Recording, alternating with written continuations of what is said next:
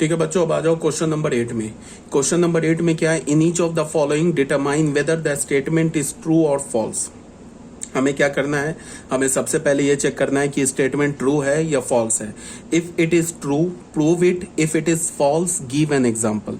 अगर statement true है तो प्रूव करो, अगर स्टेटमेंट फॉल्स है तो एक काउंटर एग्जांपल दो। ये हमारा एनसीईआरटी का मिसलेनियस जो है उसका क्वेश्चन है।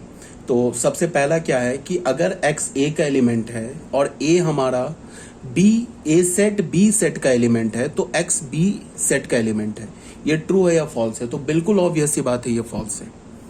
देख लो, एक सेट हमने a ले लिया, एक सेट हमने b ले लिया। यहाँ देखो 1 जो है ना a सेट का एलिमेंट है और a जो सेट है वो b सेट का है। a सेट b सेट का एलिमेंट है। देख लो, ये पूरा कंप्लीट सेट a है ना b के अंदर, तो a set is the element of b and 1 element of a, but 1 is not element of b। 1 जो है ना हमारा b का एलिमेंट नहीं है, तो ये क्या हमारा फॉल्स है। फॉल्स था तो हमने क्या किया, एक काउंटर एग्जांपल ले लिया। ठीक है, अब सेकंड में आ जाओ। इफ a अगर b का सबसेट है और b c सेट का एलिमेंट है तो a जो होगा वो c सेट का एलिमेंट होगा, ये भी फॉल्स है। तो इसके लिए हमने क्या किया, एक सेट a लिया, एक सेट b लिया, एक सेट c लिया। यहाँ पे देखो a सेट जो है वो b सेट का सबसेट है। देख लो यहाँ 1 2, यहाँ भी 1 2 है। और जो b सेट है ये c सेट का एलिमेंट है। देख लो ये b सेट क्या हमारा 1 2 3 और c का एलिमेंट क्या है, सेट 1 2 3। तो b is the element of c, तो a is the subset of b and b is the element of c। But a जो है ना वो c का एलिमेंट नहीं है। देख लो a सेट है ना सेट 1 2, यहाँ तो कहीं सेट 1 2 नहीं है, तो a is not the element of c। तो ये क्या हो गया, हमारा फॉल्स हो गया। यहाँ तो बोल रहा है ना कि A is element of C, but यहाँ में क्या मिला, ए सी का एलिमेंट नहीं है, तो ये भी फॉल्स हो गया। अब आ जाओ थर्ड में।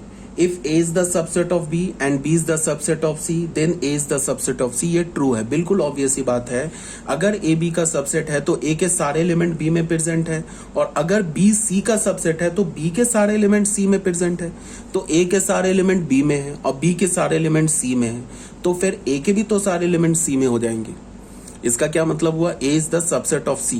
तो हमने क्या बोला, if x is the element of a, ये क्या इंप्लाई कर रहा है, x इज द अगर x a का एलिमेंट है तो x b का भी एलिमेंट है। क्यों, because a is the subset of b। और अगर x b का एलिमेंट है तो x c का भी एलिमेंट है। क्यों, because b is the subset of c, given है ना। तो x किसका एलिमेंट लेके चले थे, a का, x किसका एलिमेंट मिला हमें, c का।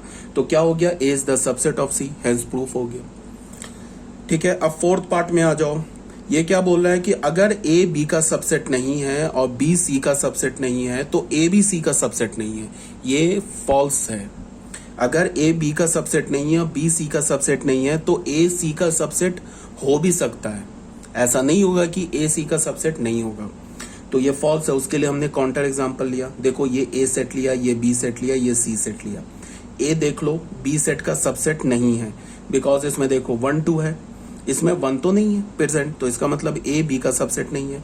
फिर b जो सेट है ना ये c का भी सबसेट नहीं है, बिकॉज यहाँ देख लो यहाँ 3 प्रेजेंट है, यहाँ 3 नहीं है, तो b is not subset of c, but a तो c का सबसेट है। देखो यहाँ 1 2 है, यहाँ 1 2 है, तो a is the subset of c, but ये क्या बोल रहा है, a c का सबसेट नहीं है, इसीलिए फॉल्स हो गया। ठीक है, अब बच्चों आ जाओ फिफ्थ पार्ट में। फिफ्थ पार्ट में क्या बोल रहा है, if x element of a and a is not subset of b then x element of b। अगर x a का एलिमेंट है और a सेट b सेट का सबसेट नहीं है तो फिर x b का एलिमेंट है, ये भी फॉल्स है। क्यों फॉल्स है, बिकॉज ये देख लो a सेट हमने ले लिया 1 2 3, b सेट हमने ले लिया 2 3 4। इसमें देखो 1 जो है वो a का एलिमेंट है और a जो है हमारा b सेट का सबसेट नहीं है, बट 1 क्या हमें b का एलिमेंट नहीं है। देख लो 1 देख लो b का एलिमेंट नहीं है, तो ये भी हमारा फॉल्स हो गया। अब आ जाओ सिक्स पार्ट में। सिक्स पार्ट में क्या बोल रहा है कि अगर a b का सबसेट है और अगर कोई एलिमेंट b में नहीं है then x is not element of a। ये बात ट्रू है। अगर कोई भी एलिमेंट, ये ऑलरेडी मैंने बता रखा है कि अगर कोई भी एलिमेंट सुपर सेट में नहीं है तो वो एलिमेंट उसके सबसेट में नहीं आ सकता है। अगर कोई भी आइटम मार्केट में नहीं है वो तुम्हारे घर में नहीं हो सकता है। समझ रहे हो बात को। सुपर सेट क्या हो गया, सुपर सेट में अगर कोई एलिमेंट नहीं है या यूनिवर्सल सेट में ही कोई एलिमेंट नहीं है तो वो उसके सबसेट में थोड़े ना हो जाएगा। तो देख लो, इसको हमें क्या करना है, ये ट्रू स्टेटमेंट है, इसे हमें प्रूफ करना है। ये ट्रू है। देखो गिव कैसे प्रूफ किया हमने, पहले हमने क्या बोला, ए बी का सबसेट है। तो अगर ए बी का सबसेट है and X not belongs to B, और एक्स क्या हमारा बी के इक्वल, एक्स जो है बी का एलिमेंट नहीं है, तो हमें क्या प्रूव करना है, ये तो गिवन है, हमें क्या प्रूव करना है, x is not element of A, X जो होगा वो ए का भी एलिमेंट नहीं होगा। तो हमने क्या किया, हमने ऐसा बोला कि अगर एक्स ए का एलिमेंट है, if and only if X element of B, अगर एक्स ए का एलिमेंट है तो एक्स बी का भी एलिमेंट होगा because A is the subset of B. और यहां पे हमने क्या बोला कि अगर एक्स बी का एलिमेंट नहीं है, if and only if X is not belongs to A because A is the subset of B, hence proof हो गया। ये बस एक ही स्टेटमेंट में लिखना था कि अगर एक्स ए का एलिमेंट है तो एक्स बी का भी एलिमेंट होगा, क्यों, because A is the subset of B. और अगर एक्स बी का एलिमेंट नहीं है, if and only if X is not element of A, X जो होगा वो ए का भी एलिमेंट नहीं हो सकता है। रीजन क्या है, because A is the subset of B. तो ये हेंस प्रूफ हो गया। वेन डायग्राम से देख लो, ए जो सेट है ना बी सेट का सबसेट है, ठीक है। अब देखो ये जो अल्फा एलिमेंट है ना, ये बी में प्रेजेंट नहीं है, ये देखो ये बी सेट है ना, इसमें प्रेजेंट नहीं, तो ये अल्फा ए में तो कभी नहीं हो सकता है। अगर अल्फा बी में ही नहीं है तो ए में कहां से आ जाएगा, ठीक है। यहाँ पे देख लो clearly from the Venn diagram, alpha is not belongs to B implies alpha not belongs to A. तो ये भी हमारा क्या हो गया, हेंस प्रूफ हो गया। अब बच्चों यहाँ पे क्या है हमारा, some important results on number of elements in sets.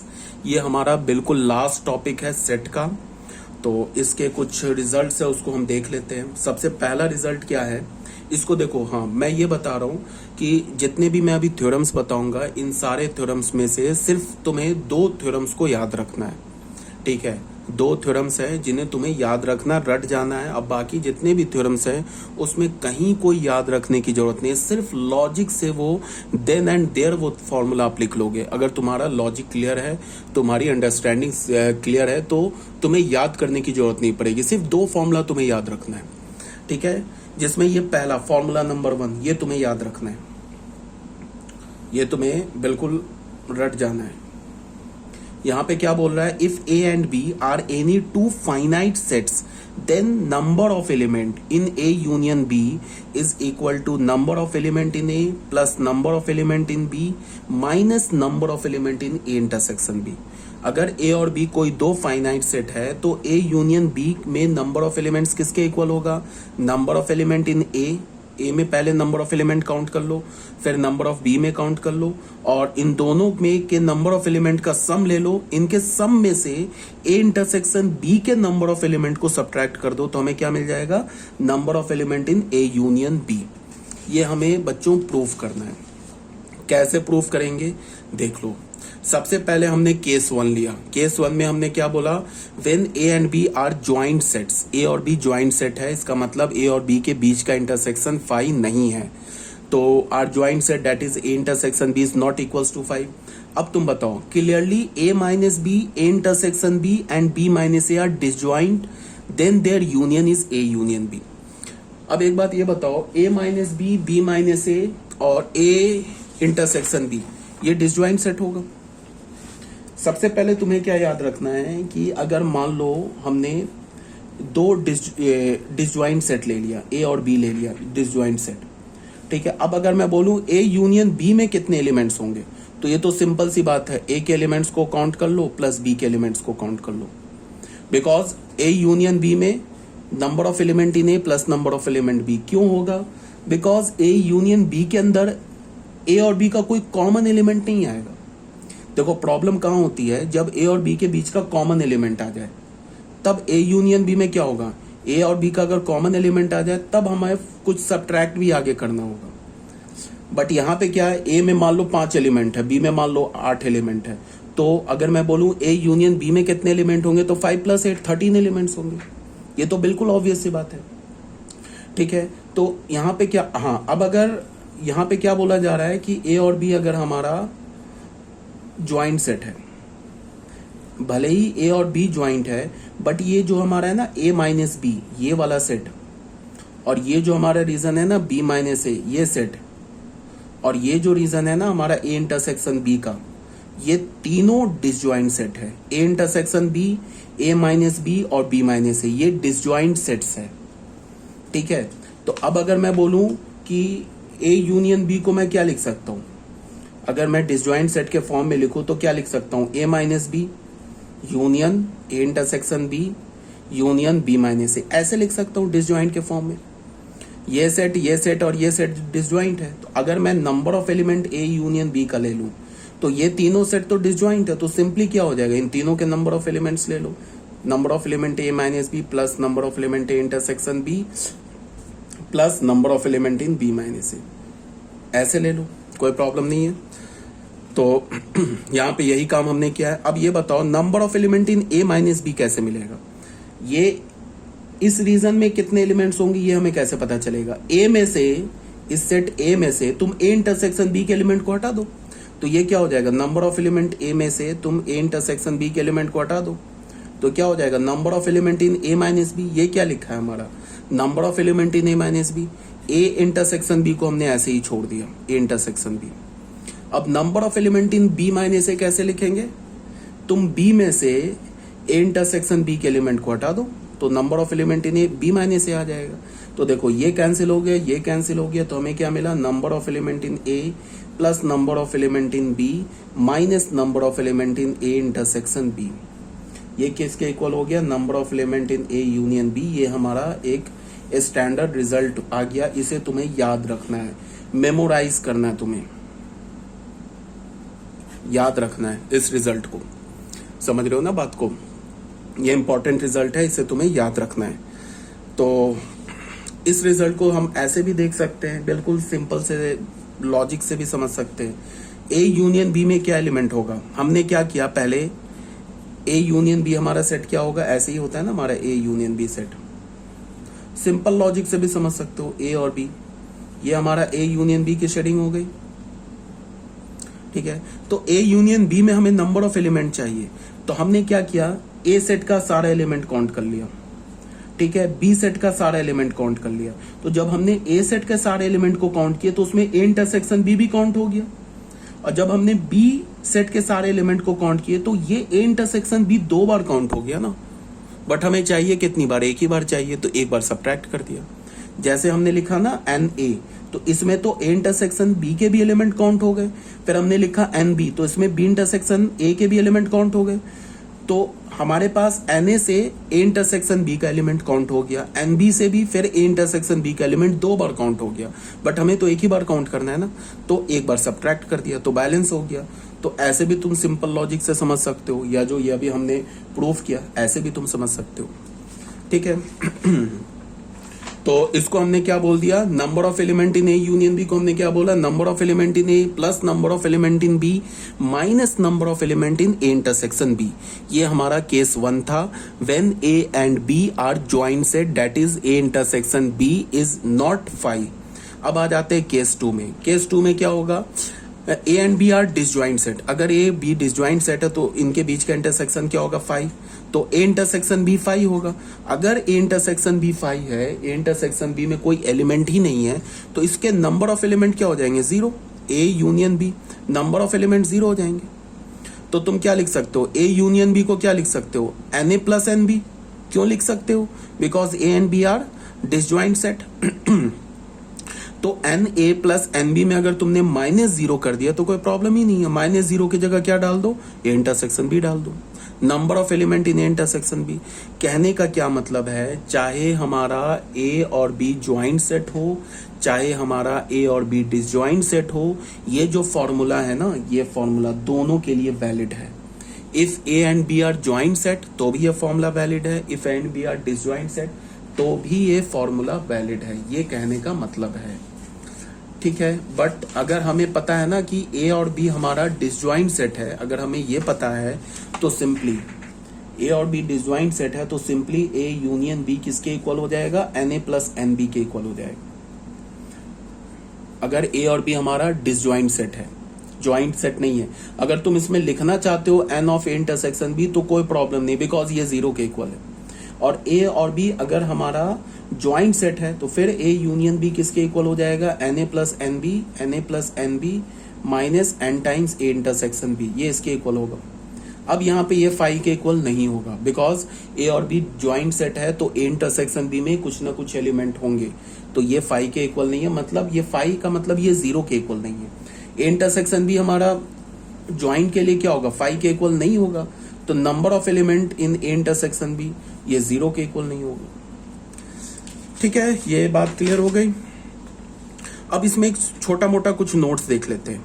यहाँ पे क्या बोल रहा है, नोट नंबर 1 में देख लो। नोट नंबर 1 में क्या है, नंबर ऑफ एलिमेंट इन ए में जो एलिमेंट होंगे उसको हम क्या लिख सकते हैं, number of element in A minus B plus number of element in A intersection B. ये बिल्कुल ऑब्वियस सी बात है, ये ए है ना, ये पूरा सेट ए, तो इस ए के सेट को तुम कैसे लिख सकते हो, ये जो हमारा शेडिंग है ये किसका, ए माइनस बी, तो ए माइनस बी के नंबर ऑफ एलिमेंट्स को और ए इंटरसेक्शन बी के नंबर ऑफ एलिमेंट्स को ऐड कर दोगे तो ए का एलिमेंट आ जाएगा। बिकॉज ए माइनस बी और ए इंटरसेक्शन बी हमारा डिसजॉइंट सेट है। देखो बच्चों, ये वाला जो सेट है ना, ये हमारा किसका सेट है, ए माइनस बी का, और ये जो सेट है ये इंटरसेक्शन बी का है। ये दोनों डिसजॉइंट सेट है। अब अगर मैं बोल रहा हूं ना ए में नंबर ऑफ एलिमेंट निकालो, तो ए माइनस बी और ए इंटरसेक्शन बी के नंबर ऑफ एलिमेंट्स को ऐड कर दोगे तो हमें सेट ए के नंबर ऑफ एलिमेंट्स मिल जाएंगे। ठीक है, अब अगर मैं बोलूं सेम लॉजिक से number of element in B, तो क्या होगा, ये वाला हमारा सेट क्या है, बी माइनस ए, तो बी माइनस ए में अगर तुम ए इंटरसेक्शन बी के नंबर ऑफ एलिमेंट्स को ऐड कर दोगे तो हमें नंबर ऑफ एलिमेंट मिल जाएगा बी का। अब ए यूनियन बी की बात करें तो ए यूनियन बी को तुम कैसे लिख सकते हो, ए माइनस बी में ये देखो, ये वाला हमारा A minus B plus A intersection B plus B minus A, इन तीनों के नंबर ऑफ एलिमेंट्स को ऐड करोगे तो हमें ए यूनियन बी के नंबर ऑफ एलिमेंट्स मिल जाएंगे। तो ये भी हमारा क्लियर है। अब आ जाओ, ये तो मैंने क्या बोला, ये तुम्हें याद रखना है।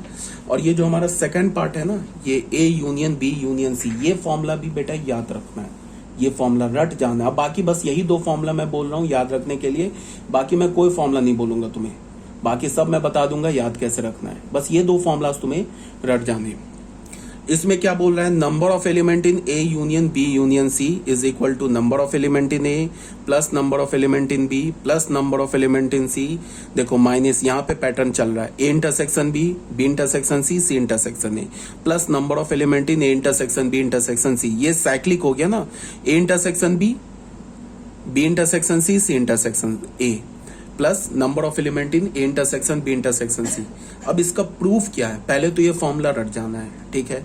और अब इसका प्रूफ देख लेते हैं। प्रूफ बहुत सिंपल है, हमने क्या किया, ए यूनियन बी को डी मान लिया, ए यूनियन बी को क्या मान लिया, डी। तो हमारे पास क्या है, number of element in A union B union C, इसको हमने डी माना है, तो यहाँ पे हमने इसको डी बोल दिया। Number of element in D union C, तो अब ये फॉर्मूला लगा दिया हमने, अभी जो हमने पढ़ा है ना फॉर्मूला, ये वाला फॉर्मूला लगा दिया हमने इसमें। इसको हमने क्या बोला, number of element in D plus number of element in C minus number of element in D intersection C. अब डी को हमने क्या बोल रखा है, ए यूनियन बी, यहाँ पे डी की जगह ए यूनियन बी डाल दिया, सी की जगह यहाँ सी डाला, फिर डी की जगह क्या डाल दिया, ए यूनियन बी डाल दिया इंटरसेक्शन सी। ठीक है, तो फिर इसमें फिर ए यूनियन बी वाला फॉर्मूला लगा दिया, तो हमें क्या मिल जाएगा, हमें मिलेगा number of element in A union A plus number of element in B, इसमें को यूज कर रहे हैं, minus number of element in A intersection B, और ये प्लस तो यहाँ आ गया, ये माइनस एन है। इसमें हमने क्या किया, ये यूनियन इंटरसेक्शन पे डिस्ट्रीब्यूटिव होता है, वो अलग अलग कर दिया। ठीक है, अब तुम फिर देखो, फिर इसको तुम ए सेट मानो, इसको तुम बी सेट मानो, ए इंटरसेक्शन सी को ए सेट मानो, बी इंटरसेक्शन सी को बी सेट मानो, तो ये क्या लिखा हुआ है, number of element in A union B, तो उसमें फिर ये फॉर्मूला लग जाएगा, ये वाला फॉर्मूला लग जाएगा, ये फॉर्मूला फिर दोबारा लग जाएगा। तो इसको हमने क्या बोला, यहां तक तो ये हमने ऑलरेडी लिख लिया, ये माइनस है, इसके अंदर फिर ये फॉर्मूला लगा दिया, number of element in A intersection C plus number of element in B intersection C minus number of element in A intersection C intersection B intersection C. अब फिर तुम इसको देखो, पहले तुम ए के साथ सी का इंटरसेक्शन लो, फिर बी के साथ सी का इंटरसेक्शन लो, फिर दोनों का इंटरसेक्शन लो। इसको हम क्या लिख सकते हैं, A intersection B intersection C भी लिख सकते हैं। तो ये क्या हो जाएगा, इसको अब हमने फॉर्मूला ये ब्रैकेट ओपन किया, तो ये आ गया number of element in A plus number of element in B plus number of element in C. यहाँ से ये माइनस हो गया, ये माइनस है तो यहाँ ये माइनस हो गया, ये प्लस है तो ये माइनस हो गया, ये माइनस है तो ये प्लस हो गया। तो देख लो, इसकी जगह मैंने क्या लिख दिया, A intersection C intersection B intersection C की जगह क्या लिख दिया, A intersection B intersection C. ये फॉर्मूला प्रूफ हो गया। समझ रहे हो बात को। तो ये हमारा जनरल फॉर्मूला है, चाहे ए और बी ज्वाइंट हो या ए और बी और सी ज्वाइंट हो या तीनों डिसज्वाइंट हो या तीनों ज्वाइंट हो, ए और बी, ए बी एंड सी कैसा भी सेट हो, ए और बी में से दो ज्वाइंट हो, तीसरा डिसज्वाइंट हो, तीनों डिसज्वाइंट हो, तीनों ज्वाइंट हो, कुछ भी हो, ये फॉर्मूला वैलिड है, याद रखना। ये जो A union B union C वाला फॉर्मूला है ये वैलिड है, चाहे वो तीनों सेट ज्वाइंट हो, तीनों सेट डिसज्वाइंट हो, तीन में से कोई भी दो ज्वाइंट हो और बाकी तीसरा जो है वो डिसज्वाइंट हो। ये formula general formula for any three sets, any three बोलने का मतलब एनी थ्री फाइनाइट सेट्स के लिए ये फॉर्मूला वैलिड है। ठीक है, अब एज अ स्पेशल केस हम लोग बोल रहे हैं क्या कि अगर A B C disjoint set है, तीनों अलग अलग है, तो फिर क्या हो जाएगा, ए और बी के साथ इंटरसेक्शन जीरो हो जाएगा, बी और सी का इंटरसेक्शन जीरो हो जाएगा, सी और ए का इंटरसेक्शन जीरो हो जाएगा। तो मतलब क्या है कि ये वाली चीज A intersection B, B intersection C, C intersection A, ये क्या हो जाएगा, सॉरी गलत मैंने बोल रहा हूं, मैं बोल रहा हूं ए इंटरसेक्शन बी 5 हो जाएगा, तो number of element in A intersection B 0 हो जाएगा। बी इंटरसेक्शन सी 5 हो जाएगा तो number of element in B intersection C 0 हो जाएगा। ए इंटरसेक्शन सी 5 हो जाएगा तो number of element in A intersection C 0 हो जाएगा। समझ रहे हो बात को? तो यहाँ पे ये 0 हो गया। अब तीनों में भी तो कुछ कॉमन नहीं है, इसका मतलब A intersection B intersection C भी 5 है, तो number of element in A intersection B intersection C ये 0 हो जाएगा। ठीक है, इसका क्या मतलब है कि ये माइनस के बाद ये वाला चीज ये सब 0 हो गया, तो A union B union C किसके इक्वल हो गया, number of element in A plus number of element in B plus number of element in C. ये ऑलरेडी मैंने बता रखा है कि अगर हमारे पास दो सेट डिसज्वाइंट सेट हो तो दोनों सेट के यूनियन में क्या एलिमेंट होंगे। अगर मैंने बोला ए और बी डिसज्वाइंट सेट है, ज्वाइंट नहीं डिसज्वाइंट सेट है, मतलब इन दोनों के बीच का जो इंटरसेक्शन है वो 5 है, तो अगर मैं बोलूं ए यूनियन बी किसके इक्वल होगा तो वो सिंपल होगा number of element in A plus number of element in B. अगर ए बी सी तीनों डिसज्वाइंट है तो अगर मैं बोलूं A union B union C का नंबर ऑफ एलिमेंट निकालो तो वो किसके इक्वल होगा, number of element in A plus number of element in B plus number of element in C. वो यहाँ इस फॉर्मूले से आ गया। ठीक है, अब बच्चों यहाँ पे ना ये जो थर्ड पार्ट है ना ये इंपॉर्टेंट है, इसको सुनो ध्यान से। अगर तुम लॉजिकली समझ जाओगे तो हेंस ऑनवर्ड जितने भी मैं फॉर्मूलाज तुम्हें बताऊंगा एक भी फॉर्मूला तुम्हें रटना नहीं है, सारे फॉर्मूला तुम्हारा क्या होगा, बिल्कुल तुम्हें देन एंड देयर निकाल लोगे, बट तुम्हें लॉजिक समझना है। लॉजिक में क्या है, सिंपल सा लॉजिक है। यहाँ पे मैं क्या बोल रहा हूँ इसको समझो, मैं थोड़ा बड़ा सा डायग्राम बना के समझाता हूँ। अब आगे जितने भी मैं फॉर्मूलाज लिखवाऊंगा ना, कोई भी फॉर्मूला तुम्हें याद नहीं रखना है, सिर्फ जो दो फॉर्मूला मैंने बोला याद रखने के लिए, मेमोराइज करने के लिए, सिर्फ वही दो फॉर्मूलाज तुम्हें याद रखने हैं, बाकी अब कोई भी नहीं याद रखना है। सिंपल लॉजिक से समझो, ये सेट ए हो गया, ये सेट बी हो गया, पहले ये सेट सी हो गया, इसको हमने यूनिवर्सल सेट बोल दिया। अब जरा मेरी बात को सुनो बड़े ध्यान से, देखो इसके रीजन को पहले मैं मार्क करता हूँ। ये जो रीजन दिख रहा है ना तुम्हें, ये रीजन इसको मैंने रीजन नंबर 1 बोल दिया, इसको मैंने रीजन नंबर 2 बोल दिया, ठीक है, इसको मैंने रीजन नंबर 3 बोल दिया, इसको बोला यहाँ 4, इसको बोला 5, इसको बोला 6, इसको बोला मैंने बीच को 7, और इन तीनों सेट के बाहर जो है उसको रीजन नंबर 8 बोल दिया। पहले तो ये समझो। अब आ जाओ रीजन नंबर 1 को हम क्या बोलेंगे, लैंग्वेज में क्या बोलेंगे।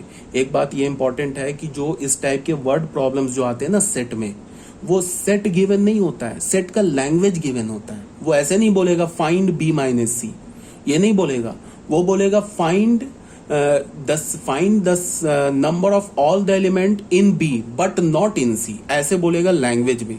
तो तुम्हें पहले लैंग्वेज को कन्वर्ट करना होगा सेट में, फिर तुम्हें उस सेट में नंबर ऑफ एलिमेंट्स निकालने होंगे। अगर a माइनस बी की बात करेगा ना तो वो डायरेक्ट नहीं बोलेगा a माइनस बी, वो बोलेगा find the number of element in set a but not in B, ऐसे लैंग्वेज गिवन होगा। तो तुम्हें पहले लैंग्वेज से समझना है कि कौन से सेट के बारे में वो बोल रहा है। तो पहले तुमको लैंग्वेज से सेट को समझना है, फिर उस सेट का नंबर ऑफ एलिमेंट निकालना है। तो लैंग्वेज इज मोस्ट इंपॉर्टेंट, बहुत इंपॉर्टेंट है, उसको समझना। ये आगे तुम्हें प्रोबेबिलिटी जो चैप्टर है ना उसमें भी काम देगा। प्रोबेबिलिटी चैप्टर में अगर तुम्हारा सेट का कंसेप्ट क्लियर है तो प्रोबेबिलिटी में कुछ ऐसा सच नहीं बचता है। ठीक है, तो लैंग्वेज समझो। ये जो फर्स्ट पार्ट है ना, ये फर्स्ट पार्ट, इसको हम क्या बोलते हैं लैंग्वेज में, ओनली ए। क्या बोलते हैं, ओनली ए। तुम देख लो इस फर्स्ट पार्ट में तुम कोई भी एलिमेंट डालो वो सिर्फ ए में है और किसी भी सेट में नहीं है। वो ना ही बी में है ना ही सी में है।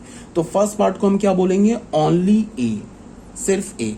अब इस ओनली ए को कैसे हम लिखेंगे सेट में, वो ऐसे लिखेंगे A intersection B complement intersection C complement. ये ओनली ए का सेट थ्योरेटिकल नोटेशन है।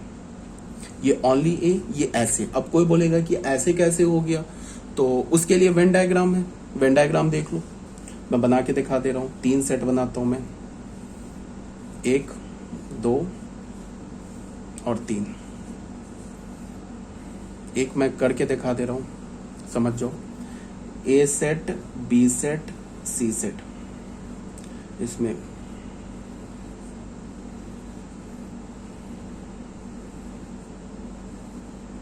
ए बी सी,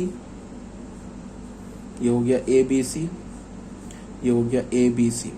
अब मेरी बात को ध्यान से सुनो। सबसे पहले मैं क्या करता हूं कि सेट ए का मैंने बनाया, ये ए, सेट ए की शेडिंग की मैंने। यहां पे मैंने बी कंप्लीमेंट की शेडिंग करता हूं, ध्यान से देखो। बी को छोड़ के बाकी सब की शेडिंग कर दी मैंने यहां बी कंप्लीमेंट शेडिंग कर दिया। अब यहां पे मैं सी कंप्लीमेंट का शेडिंग करता हूं, सी को छोड़ के बाकी सब। देखो ये हो गया हमारा सी कंप्लीमेंट का शेडिंग। अब तुम देखो ये हमारा बी कंप्लीमेंट का शेडिंग है, ये हमारा सी कंप्लीमेंट का शेडिंग है। इन तीनों का कॉमन रीजन देख लो एक बार क्या है, तीनों में जो कॉमन शेडेड रीजन है वो देख लो। ये जो रीजन दिख रहा है ना, ये रीजन यहां भी देखो, ये रीजन है, यहां भी देखो ये रीजन है। यही जो रीजन है ना तीनों में कॉमन है।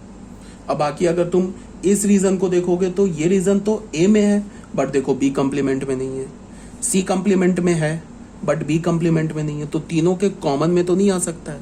तो अगर मैं बोलूं कि तीनों का कॉमन इंटरसेक्टिंग रीजन लेना है तो क्या होगा, अगर मैं ए का इंटरसेक्शन बी कंप्लीमेंट के साथ इंटरसेक्शन सी कंप्लीमेंट के साथ लूं तो हमें क्या मिलेगा फाइनल, वो ऐसे मिलेगा ना बच्चों। ये देखो, ये ए, ये बी और ये सी, ये ए बी सी, बस यही मिलेगा। ये क्या हमारा A intersection B complement intersection C complement. तो ये इस रीजन को हम क्या बोलेंगे, ओनली ए। इसमें सिर्फ ए है और कुछ नहीं है। समझ रहे हो बात को। तो ये इंपॉर्टेंट है समझना सबसे पहले कि ये लैंग्वेज समझना, ये लैंग्वेज ओनली ए क्या बोला जा रहा है और ओनली ए के कॉरस्पॉन्डिंग सेट थ्योरेटिकल नोटेशन क्या है, वो ये है। ठीक है, ये बात समझना इंपॉर्टेंट है, सबसे पहली बात। दूसरी बात क्या है कि तुम इसको ऐसे देखो, एक तो ओनली ए हो गया। सेम लाइन पर अगर मैं एक बार और ड्रॉ करता हूं इस डायग्राम को ना, मैं अच्छे से ड्रॉ करता हूं। ये सेट ए, ये सेट बी, ये सेट हमारा सी, ए सेट बी सेट सी सेट। इसको हमने बोल दिया फर्स्ट, इसको हमने बोला है सेकंड, इसको हमने बोला है थर्ड, ये है हमारा फोर्थ पार्ट, ये फिफ्थ पार्ट, ये सिक्स्थ पार्ट, ये सेवंथ पार्ट बीच का और ये एट्थ पार्ट। तो फर्स्ट आ गया समझ में। अब अगर मैं बोलूं सेकंड, सेकंड क्या है, सेम लॉजिक से ओनली बी। लैंग्वेज में क्या बोलेंगे, ओनली बी। ओनली बी बोलो या बी ओनली बोलो। इसको हम सेट थ्योरेटिकल नोटेशन में कैसे लिखेंगे, देखो ए, इसमें सिर्फ बी है तो ए पे complement intersection B intersection C पर कंप्लीमेंट, ऐसे लिखेंगे। ठीक है। अब अगर मैं थर्ड पार्ट की बात करूं तो इसको हम लैंग्वेज में क्या बोलेंगे, ओनली सी। मतलब ये रीजन है, देखो ना, सिर्फ सी और कुछ नहीं है। तो ओनली सी को कैसे लिखेंगे, A complement intersection B complement intersection C. ठीक है। अब बच्चों आ जाओ, सेकंड पार्ट भी हो गया, फर्स्ट सेकंड थर्ड हो गया। अब आ जाओ फोर्थ पार्ट में। इस फोर्थ पार्ट को देखो, ये वाला जो पार्ट दिख रहा है ना, इसमें सिर्फ ए और बी है। इसे हम क्या बोलेंगे, ए एंड बी ओनली। इसे हम क्या बोलेंगे, A and B only, A and B only. इसमें सिर्फ ए और बी है। तो ए एंड बी ओनली का जो सेट थ्योरेटिकल नोटेशन होगा वो क्या होगा, ए है तो ए पे कंप्लीमेंट नहीं होगा, बी भी है तो बी पे कंप्लीमेंट नहीं होगा, सी नहीं है तो सी पर कंप्लीमेंट हो जाएगा। ये हो जाएगा सेट। अब तुम करो क्या, इसकी शेडिंग कर लो, देख लेना ये फोर्थ रीजन आ जाएगा। अब अगर मैं फिफ्थ पार्ट की बात करूं तो फिफ्थ पार्ट में क्या है, ये फिफ्थ पार्ट में ए और सी है, तो इसे हम क्या लिखेंगे लैंग्वेज में, A and C only, A and C only. तो ए एंड सी ओनली का मतलब ए इसमें है, बी नहीं है, जो नहीं है उस पर कंप्लीमेंट लगा देते हैं, सी है तो सी कर दिया। उसके बाद आ गए सिक्स पार्ट में, सिक्स पार्ट को हम क्या बोलेंगे, B and C only, B and C only. तो ए नहीं है तो ए पे कंप्लीमेंट, इंटरसेक्शन बी और सी है तो उस पे कंप्लीमेंट नहीं होगा। तो ये हो गया सेट थ्योरेटिकल नोटेशन। अब आ जाओ सेवंथ में। तो सेवंथ जो है उसमें ए भी है, इसको हम क्या बोलेंगे, ए बी एंड सी। तो इसमें ए भी है, बी भी है, सी भी है, तो तीनों है तो तीनों पे किसी पे कंप्लीमेंट नहीं लगेगा। ये हो गया A intersection B intersection C. अब जो एट्थ पार्ट है इसको बोलने का पहला तरीका क्या हो गया कि A union B union C complement, पहला ये हो गया। लैंग्वेज में बोलेंगे हम इसे क्या बोलेंगे, A union B union C complement. एक तो ये बोला, लैंग्वेज नहीं, इसको हमने सेट में ऐसे बोला। इसी को हम क्या बोल सकते हैं, S minus A union B union C. ये सेट की बात बोल रहा हूं, मतलब सेट में हम ऐसे लिखेंगे। लैंग्वेज में क्या बोलेंगे, नीदर ए बी और सी, क्या बोलेंगे इसको, नीदर ए बी और सी। लैंग्वेज में हम बोलेंगे ऐसे, नीदर ए बी और सी, ठीक है, ना ही ए में, ना ही बी में, ना ही सी में। तो ए और बी सी तीनों के यूनियन में नहीं होगा तो कहां जाएगा, उसके कंप्लीमेंट में होगा। तो सबसे पहले यह समझना इंपॉर्टेंट है कि लैंग्वेज में हम कैसे बोलते हैं एंड लैंग्वेज के क्रॉसपॉन्डिंग सेट थ्योरेटिकल नोटेशन क्या होता है।